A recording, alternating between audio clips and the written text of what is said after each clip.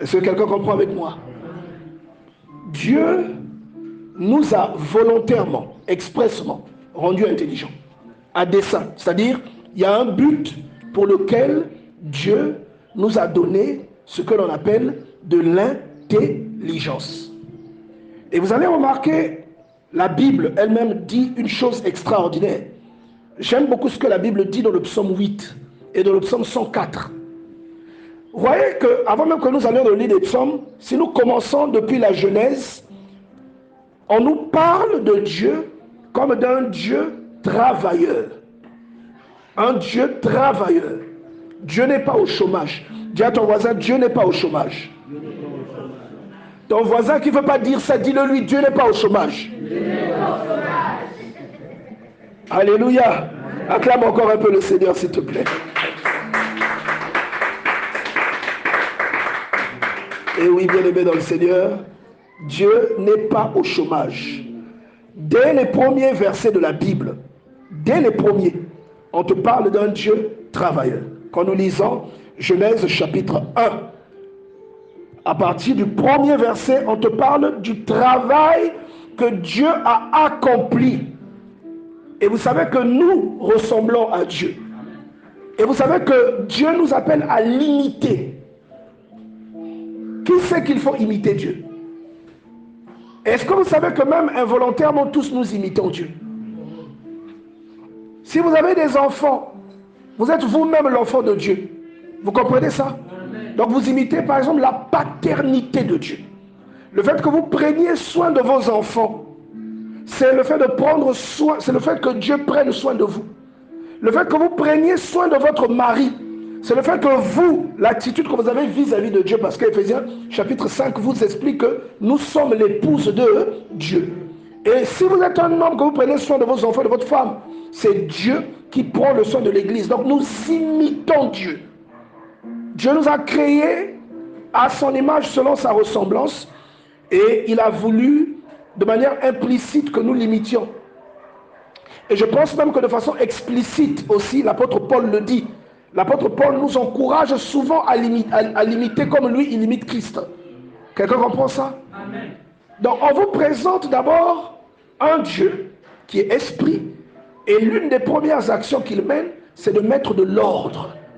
Parce qu'on vous dit que la terre était quoi? Informe et vide. La terre était informe et vide. Vous comprenez que ce n'était pas vraiment comme ça aurait dû être. Informe, c'est quelque chose qui n'a pas de forme. Vide, c'est une chose dont on ne peut rien tirer. C'est une chose dont on ne peut pas profiter. On ne peut rien en extraire de bon. Donc qu'est-ce que Dieu va faire? Il va modeler tout ça. Il va ordonner tout ça. Est-ce que quelqu'un comprend ça? C'est le même effet que l'évangile fait quand il vient dans ta vie. C'est le même effet que Dieu fait quand il vient dans ta vie. Donc, tout comme Dieu travaille, qu'est-ce que nous devons faire nous aussi? Et vous vous rappelez que le Seigneur Jésus en parle. Le Seigneur Jésus dit que son Père est encore à l'œuvre. Et que lui, il travaille. Est-ce que vous comprenez ça? Nous devons travailler. Mais il y a une chose que nous devons clairement définir. Le monde dans lequel nous vivons a deux côtés. Il y a un côté spirituel et il y a un côté physique ou charnel. Et malheureusement, la plupart d'entre nous, parce que c'est dans les deux sens, mais on commence par ce sens-là, malheureusement, la plupart d'entre nous, nous ne regardons que le côté charnel. Je vois la sœur Rama, comment elle est toute pimpante, toute jolie. Ça, c'est, elle prend soin de son aspect extérieur. Cependant, moi je sais que c'est une femme de prière, mais il y a beaucoup d'autres femmes et beaucoup d'autres hommes qui prennent soin d'eux. On appelle ça être coquet. Beaucoup de personnes qui sont coquettes, mais qui ne prennent pas soin de leur être intérieur. Est-ce que vous comprenez ça? Ça, c'est un manquement. Dis à ton voisin, manquement. C'est un manquement. Et c'est un manquement préjudiciable. Ça veut dire que ça va te porter du tort. Ça va te causer du tort. de ne pas t'occuper de ton être intérieur. C'est pourquoi il faut lire la Bible. Matthieu chapitre 4, verset 4 te parle de ça. Il dit que l'homme ne mangera pas de pain seulement, mais de toutes sortes de nourriture mais de toute nourriture qui sort de la bouche de l'Éternel. Tu retrouves ça encore dans le livre de Deutéronome au chapitre 8, à partir du verset 2. Est-ce que quelqu'un comprend ce que je dis? Amen. Donc nous nous occupons souvent, quand il s'agit du profit, nous nous occupons souvent de l'aspect extérieur, de ce qui va rester. Parce que l'aspect extérieur, c'est ce qui restera. Le jour où tu meurs, tes tissages là vont rester. Quelqu'un d'autre les portera. Est-ce que tu sais ça? C'est pourquoi occupe-toi aussi de ta partie spirituelle. Et même de façon prioritaire. Donc nous voyons Dieu qui s'occupe des deux parties. La Bible dit qu'il a créé les cieux et ensuite qu'il a créé la terre. Vous voyez que les cieux sont quelque chose d'abstrait et la terre est quelque chose de tangible. Dis avec moi tangible. C'est-à-dire quelque chose que l'on peut toucher. Vous comprenez ça? Amen. Donc, comme nous imitons Dieu, Dieu attend de nous que nous illustrions des deux côtés. Quand il s'agit de la prière, nous devons faire très attention à notre aspect spirituel. Votre corps n'est que l'image de l'un de vos parents ou de vos deux parents. J'aime revenir dessus parce que je trouve que c'est une leçon très importante. Si vous êtes très grand de taille, ça ne signifie pas qu'en esprit vous êtes comme ça. Vous pouvez être grand, très grand, et en esprit, vous n'êtes pas l'enfant de Dieu. Vous êtes un nain. Vous comprenez ça? Vous pouvez être aussi tout petit, mais en esprit, vous êtes un colosse. Vous comprenez? Et tout cela a un rapport avec comment vous vous occupez de votre intérieur. Tout ce que vous produisez vient de l'intérieur. Tout ce que vous produisez, ça vient de l'intérieur. Alléluia. L'illustration que je peux vous donner, le son de ma voix. Est-ce que vous pouvez toucher ma voix? Non. Vous ne pouvez pas la toucher. Si j'arrive à parler de Dieu et que vous êtes touché par ce message, cela vient de l'intérieur de moi. Vous comprenez ça? Amen. Donc, tout ce que vous obtiendrez dans votre vie, tout ce que vous attirez vient de l'intérieur premièrement. Amen. C'est pourquoi il faut travailler tout ce qui a un rapport avec l'intérieur. Nous allons ouvrir nos Bibles et partir dans le Nouveau Testament, dans le livre de Colossiens. On va ouvrir nos Bibles dans le livre de Colossiens, au chapitre 1. J'aime beaucoup ce verset. On va lire à partir du verset 15. La Bible dit, il est l'image du Dieu, comment? Invisible. Invisible. Qu'on ne voit pas. Il est l'image du Dieu invisible. Amen. Et il ajoute, le premier-né de toute la création. Et il continue, c'est la partie qui m'intéresse, le verset 16. Car en lui ont été créées les choses qui sont dans les cieux. Dis avec moi dans les cieux. Dans les cieux. Ce qui est dans le ciel, est-ce que tu vois ça? Non. La Bible dit qu'il y a des choses qui sont dans les cieux, qui ont été créées en lui. Plus loin on dira par lui. Mais là pour l'heure on dit en lui. Vous voyez ça? Il y a des choses spirituelles qui existent, que tu ne vois pas, qui ont été créées. Et il précise les visibles. Donc il a créé les choses qui sont dans les cieux et sur la terre, les visibles et les invisibles. Donc nous avons deux aspects dans ce monde.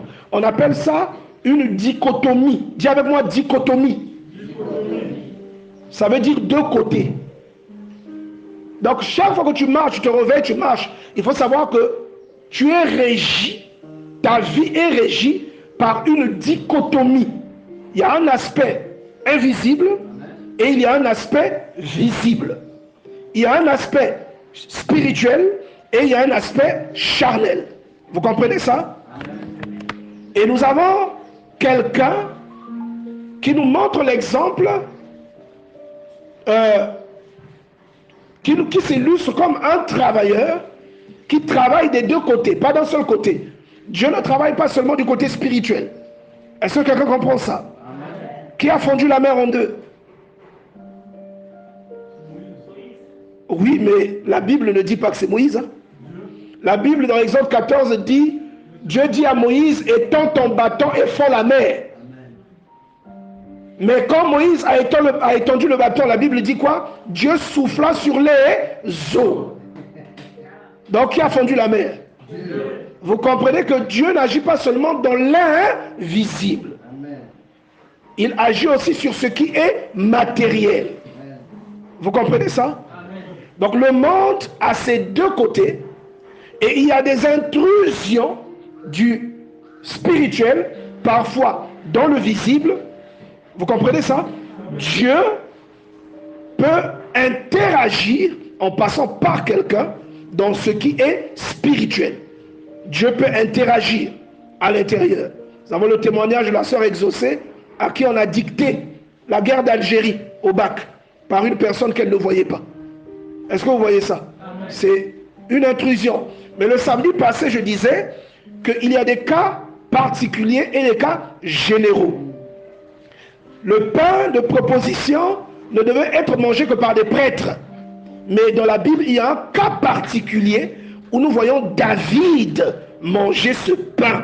Alléluia. Amen. Ce pain était interdit aux personnes qui ne servaient pas Dieu. C'est-à-dire, il n'y avait que les prêtres qui devaient manger ce pain. Faute de quoi vous mourrez. Mais David a mangé ce pain. Vous voyez ce que je veux dire? Donc, il y a des cas particuliers et il y a des cas qui concernent tout le monde. On ne peut pas se baser sur un cas particulier pour en faire une doctrine, mais ça reste une exception. Pourquoi je suis en train de vous parler de tout ça? Je suis en train de vous présenter ces aspects-là des deux côtés du monde pour que vous compreniez quel est votre domaine de définition. Pour que vous compreniez, regardez, le psaume 104 nous parle d'un Dieu qui travaille. Bon, on va commencer par le psaume 108. Ensuite, on lira le psaume 104. Au psaume 108, la Bible dit, on va lire à partir du verset 4. On dit, quand je contemple les cieux, ouvrage de tes mains. Alléluia. Amen. La lune et les étoiles que tu as créées. Tout ce que nous voyons a été créé par Dieu. Et c'est même une partie de son pouvoir qui t'a donné. Toi, si tu crées des choses, il te rend intelligent, tu crées des fauteuils, tu crées la télé, tu crées des voitures. Amen. On a une partie de la créativité de Dieu. Cette créativité vient de l'intelligence dont Dieu nous a dotés. C'est pourquoi, il y a 3 semaines, j'étais en train de dire que la prière, ce n'est pas avec la prière que tu vas tout réaliser. Tu comprends ça? La prière ne bâtit pas les routes. Il faut des ingénieurs. Et pour qu'il y ait des ingénieurs, il faut qu'il y ait des personnes formées. Vous comprenez ça? Et il faut qu'il y ait des personnes appelées à dessein pour faire exactement cette chose-là. Donc, si vous vous appuyez, étant donné que le monde a deux côtés, si vous vous appuyez que sur un seul côté, c'est-à-dire, si vous mettez tout sur le fait de travailler, vous échouerez quelque part. La Bible dit que sert-il à un homme de gagner le monde s'il perd son âme? Travailler, c'est la source de l'abondance. On a lu ça le samedi passé. D'accord? Si vous vous focalisez sur un côté et vous en négligez un autre, vous devenez comme un oiseau qui ne vole qu'avec une seule de ses ailes. Et c'est pourquoi même quand vous voyez en vous, vous êtes charnel, mais vous êtes aussi spirituel. Cette fusion, ce tandem, on appelle ça un tandem. Le fait de la jonction de deux choses, deux éléments, un tandem. Dis avec moi tandem. Ce tandem-là est aussi un enseignement que Dieu te donne. C'est pour te dire que tu as des devoirs sur le plan physique et tu as des devoirs sur le plan spirituel. Après avoir écouté ce message, je ne veux pas que tu négliges l'un des deux côtés, que tu donnes plus d'accent sur le côté physique, que tu te fasses belle comme Maman Rama, mais que tu cesses de prier. Non. Je ne veux pas aussi que tu pries beaucoup, comme le pasteur Iloki, mais que tu négliges le travail. Est-ce que tu comprends là où nous allons? Que tu négliges la propreté. Là où tu passes, ça sent mauvais. Quand tu t'assois, ça sent mauvais. Tu déranges les gens, mais ils ont honte de te le dire. Quand tu parles, tu pues de la gueule. Je veux que tu ne... Est-ce que... Alléluia. Lève la main si tu es avec moi. Est-ce que tu peux acclamer le Seigneur, s'il te plaît? Parce que le même Dieu qui t'a donné le côté spirituel, c'est le même Dieu qui t'a donné le côté charnel. C'est le même Dieu qui t'a donné ce qu'on appelle la laine. La laine. C'est le même Dieu qui t'a donné une langue. Et cette langue-là, elle doit être entretenue. Tu dois te gratter la langue, te brosser les dents. Et tu vois, même quand tu n'entretiens pas tes dents, tu finis par avoir des caries.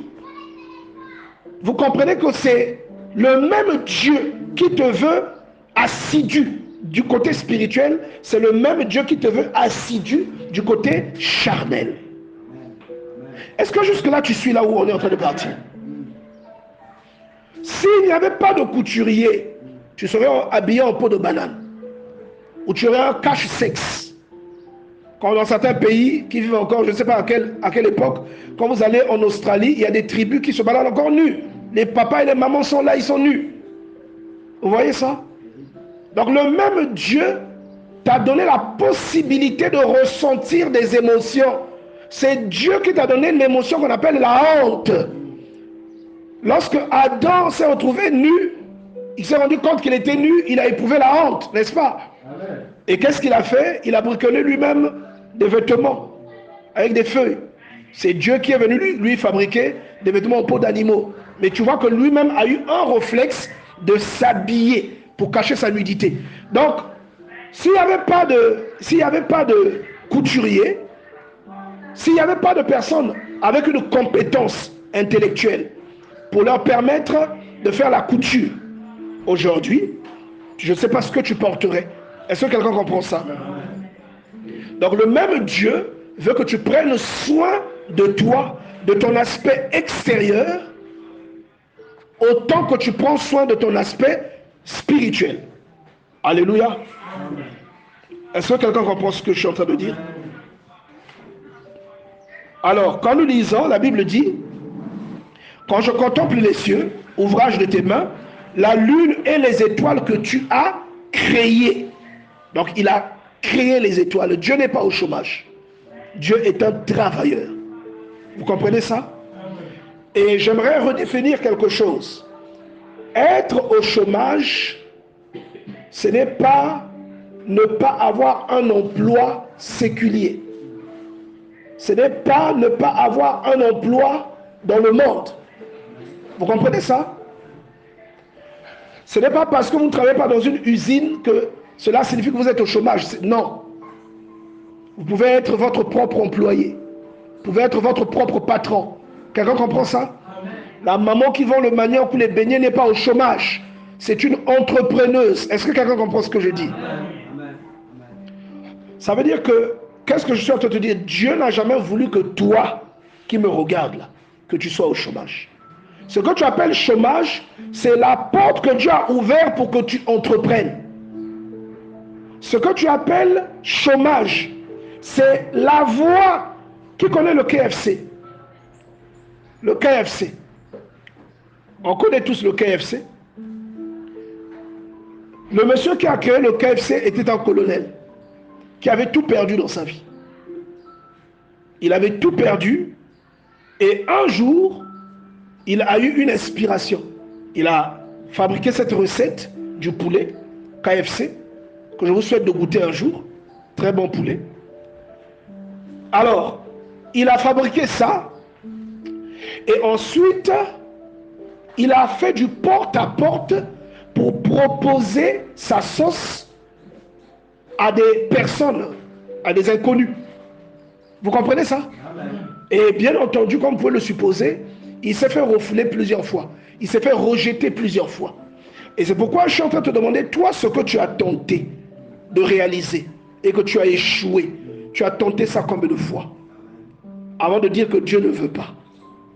Avant de dire que c'est ça que Dieu ne t'a pas appelé à expérimenter ça. Tu as essayé ça combien de fois? Alléluia. Moi, c'est la question que j'aimerais que tu te poses. Et il a fait ça plusieurs fois. Et au bout d'un moment, ça a porté des fruits. Mais c'est après plusieurs années et plusieurs tentatives. Aujourd'hui, il a des succursales partout. Et j'aimerais vous dire que quand il a percé, il était déjà vieux. Toi, tu as seulement 36 ans. Tu n'arrives pas à percer. Tu trouves que c'est la fin. Dieu n'a jamais voulu que tu sois dans la condition d'incapacité dans laquelle tu te trouves. Aucun d'entre nous ici ne voudrait que son enfant soit incapable de se prendre en charge. Ce n'est pas parce que tu ne travailles pas que ça veut dire que tu n'es pas appelé à avoir des ressources financières. C'est un mensonge du diable. Et si tu crois en ce mensonge, tu vas passer beaucoup de temps à souffrir dans ta maison, à te demander ce que tu vas manger demain. Quelqu'un comprend ce que je dis? Amen. Ce que tu dois comprendre ici, c'est quoi? Tu vas me dire, mais pasteur, la plupart des hommes de Dieu que le Seigneur a appelés, il leur demande toujours, même quand ils travaillent, il leur demande de laisser le travail. Je vais te dire que le travail qu'il leur demande de laisser, c'est les emplois d'hommes. Sinon que ce qu'ils font dans le pastorat, c'est un emploi. Alléluia. Quand nous lisons Luc chapitre 10, le Seigneur Jésus parlant aux évangélistes qu'il avait déployés, il leur dit quoi? Tout travail mérite un salaire. En les encourageant à loger où on les logerait et à manger ce qu'on leur demandera de manger. Il dit tout travail mérite un salaire.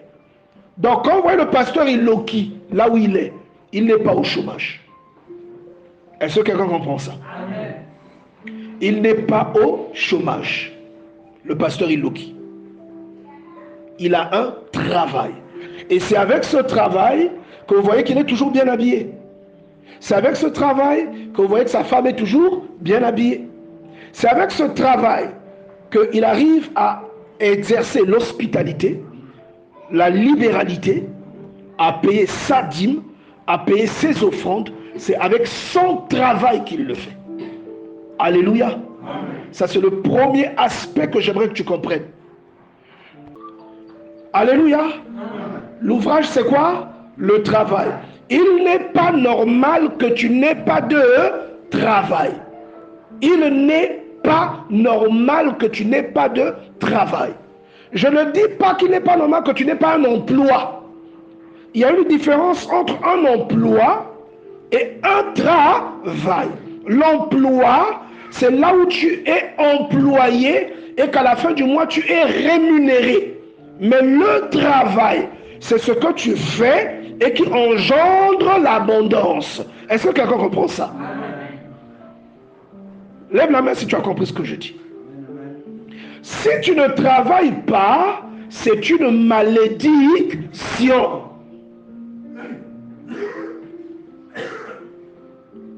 Je ne sais pas si tu suis ce que je dis. Si tu ne travailles pas, parce que Dieu lui-même est un travailleur. Est-ce que quelqu'un comprend ça? Dieu lui-même est un travailleur. On va aller dans le psaume 4. Le psaume 104, pardon. Regardez le psaume 104. Vous allez comprendre comment l'immensité de l'ouvrage de Dieu. Dieu est un travailleur. Quand vous lisez la Bible, vous comprenez à quel point Dieu est ingénieux. Ingénieux. Il est inventif. Et moi, j'ai envie de ressembler à mon Dieu. Je ne sais pas toi à qui tu veux ressembler. Ce n'est pas parce que tu n'as pas un emploi que tu ne dois pas travailler. Si tu prends un petit kiosque où tu vends à l'étalage, c'est un travail que tu as. Parce que c'est ce kiosque à l'étalage qui va te générer quelque chose. Ce que ça te génère, tu peux payer du pain pour toi-même. Tu comprends ça? Il n'est pas normal que tu ne génères rien. Il peut être normal que tu ne sois pas employé quelque part. Mais il n'est pas normal que tu ne génères rien. Tu dois, regarde ton voisin, regarde-le bien dans les yeux, dis-lui, tu dois générer quelque chose. Dis-le-lui encore. Regarde l'autre voisin, tu dois générer quelque chose.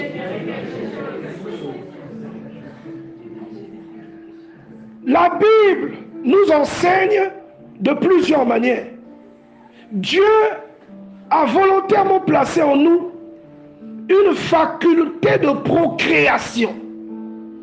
Alléluia. Une faculté de procréation. Pourquoi? La faculté de procréation nous enseigne la fertilité de l'être humain. L'être humain est fertile. Vous comprenez ça? Si tu n'es pas, ce qui n'est pas fertile meurt. Et ça s'éteint en mourant. Vous comprenez ça? Si un arbre n'est pas fertile, le jour où il meurt, il meurt. Un être humain qui n'est pas fertile, le jour où il meurt, son nom c'est face. Vous comprenez ça? Dieu t'a volontairement donné une capacité de procréation. Ça t'enseigne que ta vie doit être productive. Les personnes qui sont productives ont reçu les mêmes membres et les mêmes aptitudes que toi. Tu as une tête, tu as des bras, tu as des pieds et surtout, tu as un cerveau. Pourquoi Dieu t'a-t-il donné un cerveau? C'est la question que j'aimerais que tu te poses. Pourquoi Dieu t'a-t-il donné un cerveau? Est-ce que vous savez que le cerveau est plus puissant que le plus puissant des ordinateurs? Amen. Allez sur YouTube, vous allez vérifier ce que je vous dis. Amen. Le cerveau, est-ce que vous savez la puissance d'un ordinateur utilise combien de pourcents de l'intelligence de l'être humain? Moins de 2%. C'est-à-dire si l'intelligence de l'être humain part de 1 jusqu'à 100, l'ordinateur le plus puissant utilise moins de 2% des capacités du cerveau humain. Vous comprenez ça? Amen. Le cerveau humain est puissant. Le cerveau humain, c'est un autorégulateur. C'est lui qui gère vos émotions. C'est lui qui gère vos sens, vos organes de sens. Lui, la vue, l'odorat, le toucher, le goûter. C'est lui qui gère ça. C'est lui qui gère votre agilité. C'est lui qui gère, par exemple, quand vous êtes malade, vous faites un écoulement. C'est lui qui signale tout ça. Le cerveau humain est puissant. Et l'inventivité que Dieu vous donne, qu'il place dans votre esprit, les réflexions qui germent de cette inventivité, passent par votre cerveau. Est-ce que vous comprenez ça? Amen. Alléluia. Regarde ton voisin, dis-lui, c'est pas normal. Donc, imaginez un peu que vous ayez votre enfant et que lui, il ait des enfants et que vous le regardiez incapable de prendre soin de ses enfants. Vous serez dans quel état? Il y a des portes dans votre vie que Dieu peut fermer. Les portes du travail. Parce qu'il veut que vous soyez riche. Vous le savez? Non, si tu avais compris cette parole, je crois que tu n'as pas compris ce que j'ai dit. Il y a des portes c'est-à-dire il y a des opportunités salariales que Dieu ferme dans votre vie pour que vous deveniez riche. Lequel des riches a déjà été lequel des plus riches au monde est employé de quelqu'un? C'est plutôt eux qui emploient d'autres personnes. Mark Zuckerberg est devenu riche à l'université. Il n'a jamais travaillé de toute sa vie. Il a eu une idée. Vous comprenez ça? C'est l'un des hommes les plus riches du monde. Il n'a jamais travaillé. C'est-à-dire pour quelqu'un. Il travaille pour lui. Donald Trump. Il n'a jamais été l'employé de quelqu'un. Il a travaillé un moment avec son père. Après, il a fait sa fortune dans l'immobilier. Il est l'employé de personne. Vous comprenez? Personne ne s'enrichit en demeurant employé de quelqu'un. C'est-à-dire, par exemple, le frère Christian, là où il est à la banque, n'est-ce pas? Un jour, peut-être que... Je ne dis pas que c'est ça, je prends un exemple sur lui. Bon, je change. Alléluia. Est-ce qu'on peut un peu acclamer le Seigneur?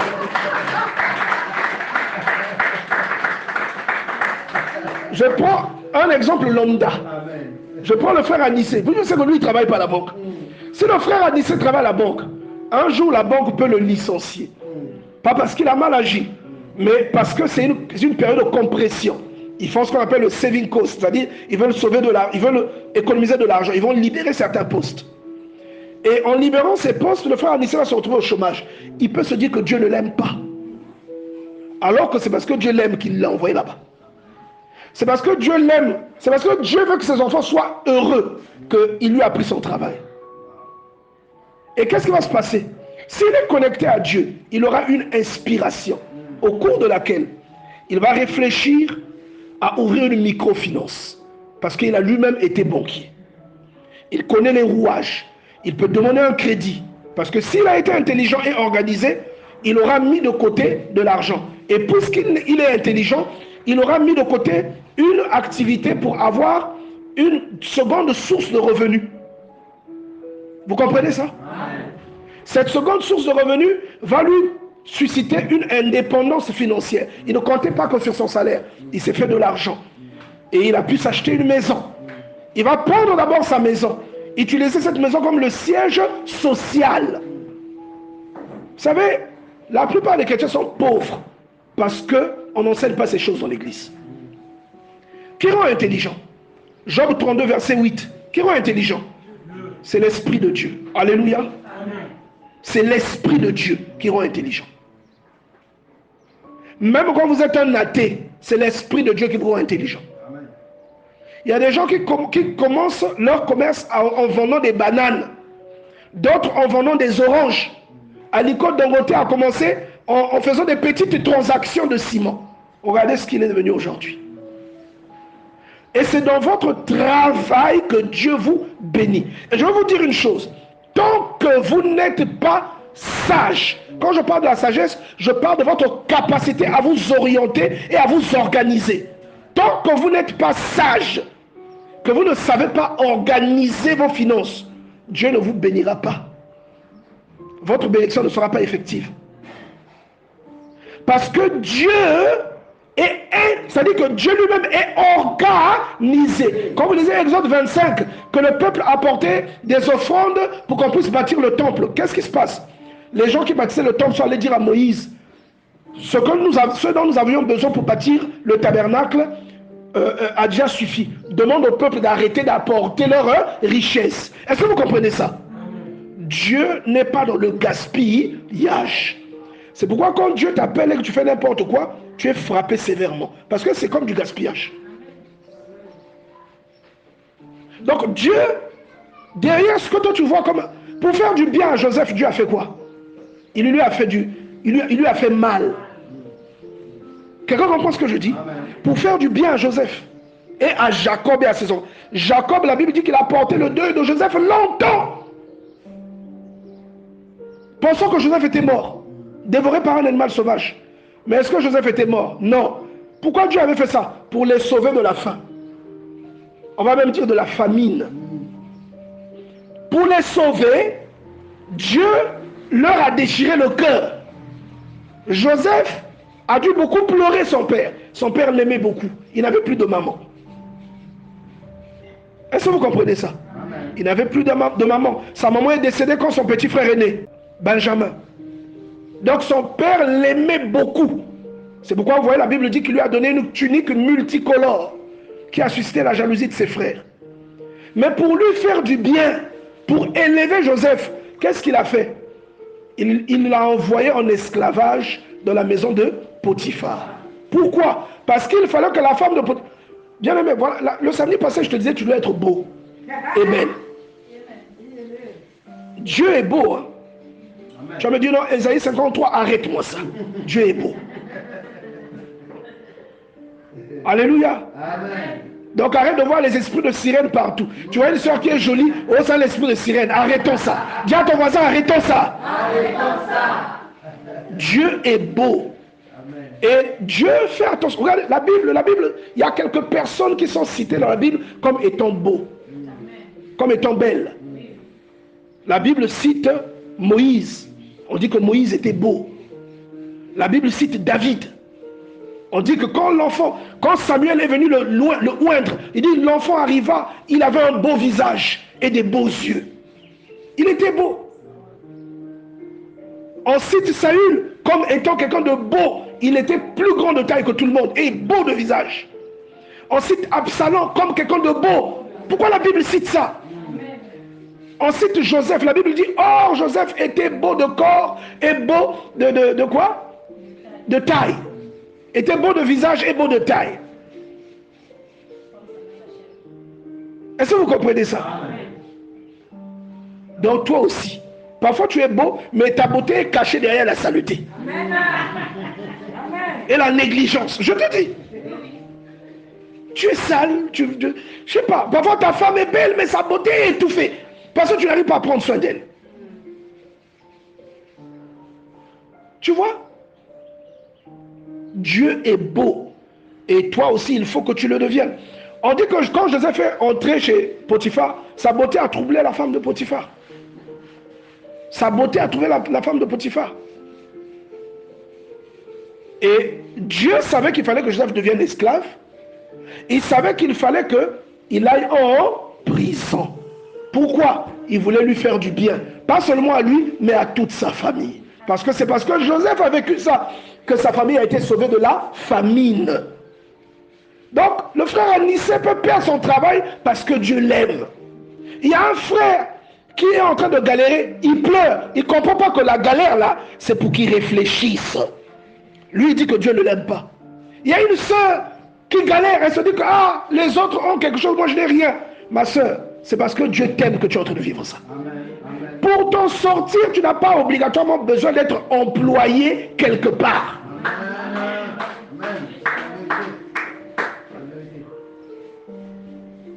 Permettez-moi de prendre l'exemple de Madame Kilo. Madame Kilo a commencé à travailler au Cogelou.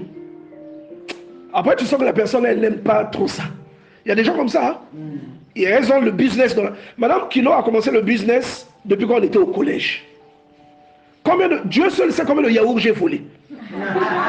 Dans ces yaourts.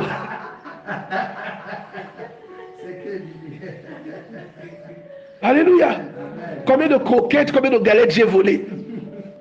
Avec la sœur Krishna, elle veut se cacher, mais elle aussi. On volait ça ensemble.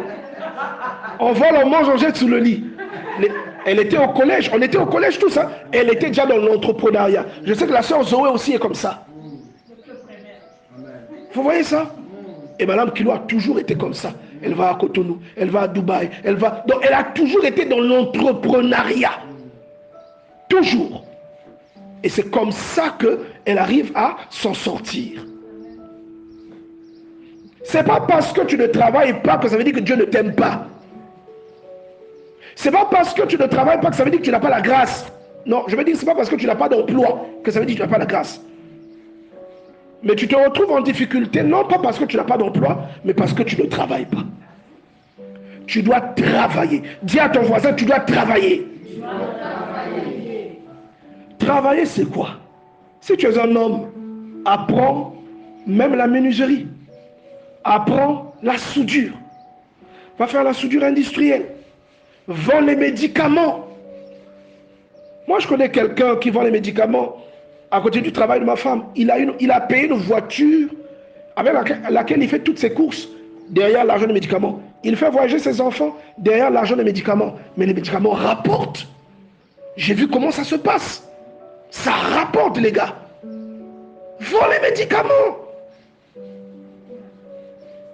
Est-ce que tu comprends ça? Il y a des gens qui payent les médicaments à la frontière, à Alsacie, qui viennent revendre ici. Ça rapporte. Dieu veut que tu sois un exemple. Il veut que tu aies toujours la tête haute. Alléluia. Amen. Que tu n'exposes pas ta nudité aux gens. C'est ce que Dieu veut. Et pour cela, lorsque tu vois que tu n'as pas de rendement, réfléchis. Revois ton organisation. Revois ta gestion. Si tu es un mauvais gestionnaire, Dieu ne peut pas te bénir. Tu vas gaspiller. Tu vas gaspiller. Si tu es avec moi, lève la main. Est-ce que tu comprends ce que je suis en train de te dire ici? Et l'une des plus grandes erreurs du croyant, c'est la confusion de ces deux domaines. Je vous ai parlé que le monde a une dichotomie. Il y a un côté spirituel et un côté physique. Le côté spirituel obéit aux lois spirituelles. Avec quelques, on va appeler ça comment? Quelques cérémonies. Comment on appelle ces cérémonies-là? J'en parle souvent. La personne que je demande ne suit pas. En tout cas, il y a un côté théâtral humain. Il y a un côté où l'être humain doit faire quelque chose. Mais la vérité, c'est dans le spirituel. Mais le côté physique obéit premièrement au physique. Même si vous vous appelez David, si vous montez sur une montagne, vous sautez, vous allez mourir. David, quand il s'est retrouvé devant Achis, le roi des Philistins, la Bible dit qu'il a contrefait le fou. Il a fait semblant d'être fou. Pourquoi? Parce qu'il savait qu'il était en danger de mort. S'il mourait, les promesses allaient partir dans la poubelle. Il s'est protégé. Il a fait semblant d'être fou. On l'a emmené, c'est David. Achis a dit, mais j'ai pas assez de fous chez moi. Pourquoi vous m'emmenez un autre fou? Vous ne voyez pas qu'il est fou? C'est comme ça que David a sauvé sa vie. Donc, même si Dieu pouvait l'aider, lui-même, il s'est d'abord aidé. Sans être en train de rire. Hein. Vous comprenez ça? Même si Dieu peut vous aider, vous-même, vous devez d'abord vous aider. Ah oui, il y a un adage qui dit « Aide-toi et le ciel t'aidera ». Il y a les opportunités qui t'ont été fermées seulement pour que tu deviennes quelqu'un. Lorsque Marcelo Tunasi est allé dire à son père qu'il allait arrêter l'école pour servir Dieu, on l'avait chassé. Vous connaissez tout son témoignage. Il a souffert. Il ne mangeait plus à sa faim. Il portait des gros pantalons. Parfois, il n'avait pas de chaussures. Il marchait de chez lui jusqu'à l'église. Il raconte ses souffrances qu'il a vécues. À votre avis, qu'est-ce qu'il pouvait penser de Dieu Dieu lui a dit, si tu repars à l'université, tu deviens fou. Et il a rêvé ça. Vous irez à l'université? Vous n'irez pas. À votre avis, qu'est-ce qu'il a pu penser de Dieu? Puisqu'il est devenu ennemi de son père. Qu'est-ce qu'il a pu penser de Dieu? Il avait pensé que Dieu le faisait souffrir. S'il avait continué à l'université, est-ce qu'il serait devenu ce qu'il est devenu aujourd'hui? Vous voyez ce que je veux dire? Amen. Il a l'un des ministères les plus puissants, les plus florissants, les plus qui impactent beaucoup de gens dans le monde. Est-ce que vous voyez ça? Faites très attention. Regardez, il y a un homme qu'on appelle Charles Talingano. Qui connaît Charles Talingano? Voilà, Charles Talingano. Un vieux là. Charles Talingano, il était banquier, si ma mémoire est bonne, comptable. Il était comptable. Dieu lui dit de laisser son travail. Parce que Dieu l'a appelé. Vous savez que Charles Talingano n'a pas d'église? Pasteur Ilori, tu le savais? Ah oui, Charles Talingano n'a pas d'église. C'est un évangéliste qui va partout, qui impacte des gens, mais il n'a pas d'église. Avec Astrid, oui. Sa femme. Il n'a pas d'église.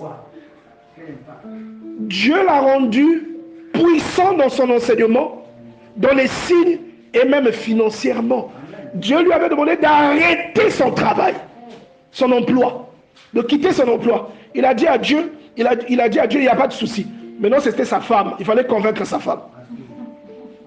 Sa femme lui a dit, mais papa, c'est ton travail qui nous nourrit, qui nourrit ma famille et ta famille. Si tu laisses ton travail, on va se nourrir comment? C'est là où il décide maintenant de partir de la Centrafrique pour aller en RDC, pour aller faire une retraite spirituelle. Dans un endroit reculé là. Et c'est là qu'il va avoir une vision où le Seigneur va l'emmener dans le ciel.